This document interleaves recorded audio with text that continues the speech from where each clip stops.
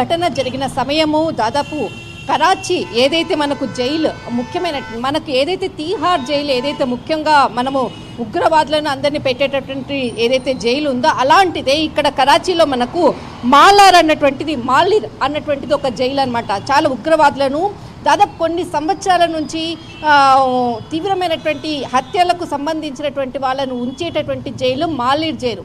నిన్న రాత్రి ఏదైతే సోమవారం రోజు రాత్రి కొద్దిగా భూకంపం వచ్చింది అన్నటువంటి వార్తలతోటి లోపల దాదాపు 2000 పైగా ఉన్నటువంటి ఏదైతే జైల్లో ఉండేటటువంటి ఉగ్రవాదులు అనుకోవచ్చు, కరుడు గట్టినటువంటి ఖైదీలను కూడా చెప్పవచ్చు.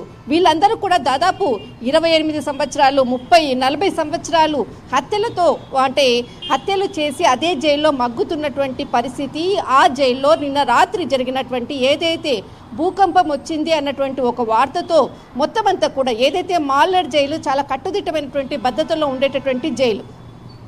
ఈ సంఘటనతో దాదాపు అంటే కొన్ని వార్తలు మనకు సోషల్ మీడియాలో కూడా వచ్చాయి. వీళ్ళందరూ కూడా గోడ దూకి వెళ్ళారు అన్నటువంటి వార్తలు వచ్చాయి. కానీ స్వయంగా ఏదైతే మనకు హోంమంత్రినే స్వయంగా ప్రకటించడం జరిగింది, జియాత్ ఉల్ హసన్ అన్నటువంటిది ఎక్కడైతే అక్కడ హోంమంత్రి స్వయంగా ప్రకటించడం జరిగింది. వాళ్ళందరూ కూడా మెయిన్ ప్రవేశ ద్వారం గుండానే వాళ్ళు వెళ్ళారు, పారిపోయారు అన్నటువంటిది.